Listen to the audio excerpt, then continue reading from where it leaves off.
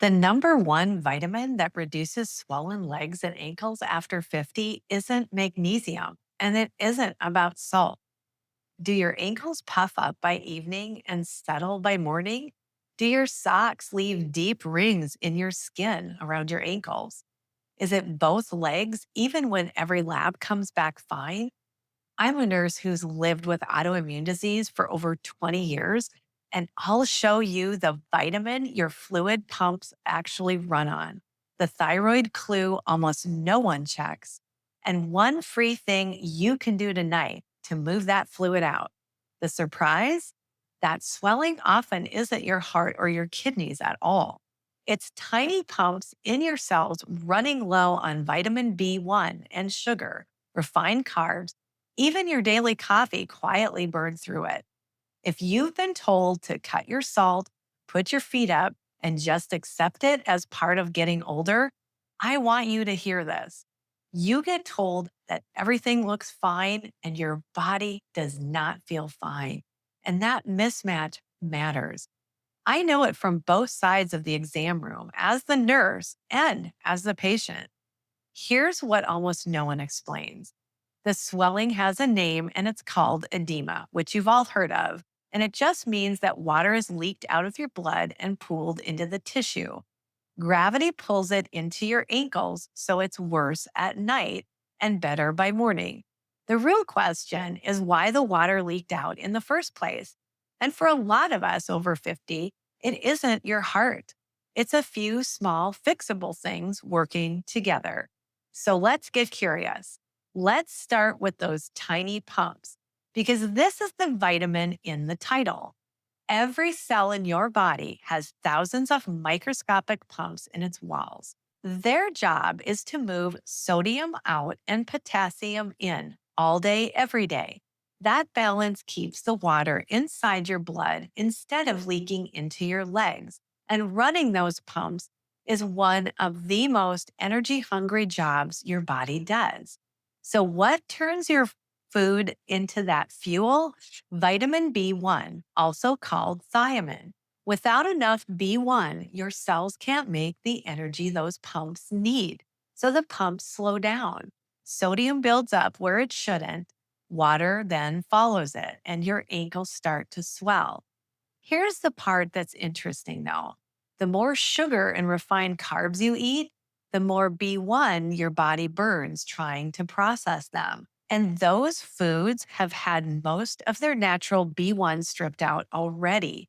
So you're spending it and never replacing it. And even your daily coffee nudges it lower. It's a slow drain that creeps up over years, right alongside the swelling you've blamed on salt. That heavy, foggy tiredness can be low B1 too, since this vitamin runs your energy and your fluid balance at once. You can start feeding it back with real food: sunflower seeds, beans and lentils, nutritional yeast, whole grains that haven't been stripped down if you can handle them. That's the raw material your pumps have been asking for. But B1 is only the first piece. There's a second reason your legs hold on to water. And for my autoimmune folks, this one is big. It's your thyroid. When your thyroid runs low, and it runs low in so many women over 40, your body starts laying down a kind of sugar and protein gel underneath your skin. That gel grabs water and holds it there. It's a completely different kind of swelling than the fluid kind. This one doesn't leave a dent when you press in on it. Here's your self check and do it right now. Press your thumb into the front of your skin and hold it for a few seconds. If it leaves a dent that slowly fills back in, that's the fluid kind of edema that we're talking about. If it stays puffy and firm with no real dent, that can point straight at your thyroid. And I lived this one. Before anyone connected the dots for me, I had a puffy face, a puffy tongue that had indents from my teeth in it, and swelling that made no sense. Plus the fatigue and hair that I was losing in strange places. every hypothyroid sign and symptom in the book. And I was still told that my labs were normal. And that mismatch is exactly why I do what I do now, so that you don't have to wait 10 years for answers like I did. If your swelling comes with cold hands, thinning hair, low energy, or weight that just won't move, your thyroid deserves a real look, not one lonely TSH number. If you're realizing your swelling might be more than one thing at once, you're right. And that's the whole point. I put together a free autoimmune relief and energy workbook that walks through these root cause pieces in plain steps. So you're not guessing. And that link is in the description below if you'd like to take a look at it. Now, the third piece is one I almost never hear anyone mention. There's a protein in your blood called albumin. Picture it as a sponge in your vessels that holds water where it belongs. When it's healthy, it keeps water in your blood. When it drops, the sponge weakens and water seeps out into your legs. So, what drops it? A gut that isn't absorbing protein well. You already know gut inflammation runs high in people who have autoimmune issues.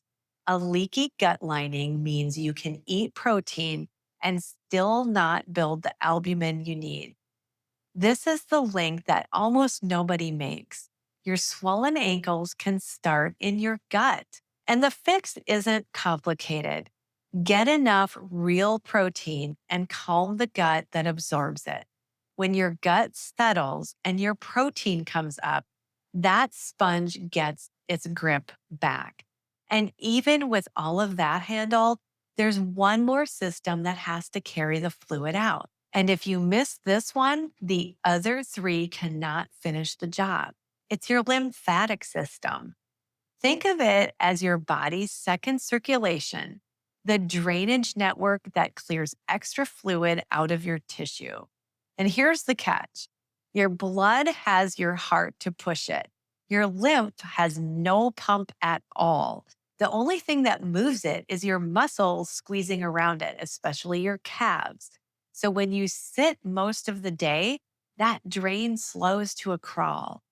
Add the inflammation that comes with autoimmune issues, and the fluid just sits and pools in your legs, which brings me back to that free hack I promised you at the start. You can start this tonight. Do slow calf raises while you brush your teeth. Pump your ankles up and down while you're on the couch. Then lie down and put your legs straight up on the wall for 5 or 10 minutes before bed. It costs nothing, and a lot of people feel lighter by the next morning. I do this myself, and I stand on a vibration plate when my body wants to stall. None of it is a magic fix, it's just a nudge. Your legs are built to drain when you give them a reason. So you can see why cutting salt alone so often fails. It touches one small corner of one of those four pieces. Chasing one thing was never the real answer here. When you step back, it all connects. Pump slow on B1, a thyroid running slow, a protein sponge that lost its grip, and a drain that isn't moving. Everyone sits downstream of the same thing: inflammation, with B1 right in the middle, holding the energy together. I want you to think in patterns, not one magic bullet. Your body's been whispering this to you for a while.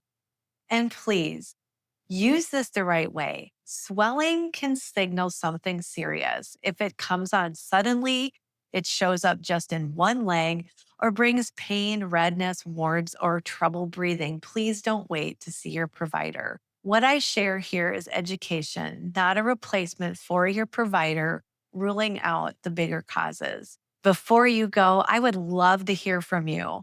Press your shin like I showed you and tell me in the comments, did it leave a dent or did it stay puffy? That one answer tells you so much. And if this gave you a new way to understand your own body, go ahead and give it a like and subscribe. and share it with another woman who's been told her swelling is just her age, because it might be the piece she's been missing. And that free workbook is waiting in the description for you whenever you're ready. Remember, your body isn't broken, it's burdened. And when you understand those burdens, you can finally begin supporting your body in the way that it's needed all along. Please take care of yourself because you deserve to feel better. And remember, we're all in this together. I'll see you in the next one.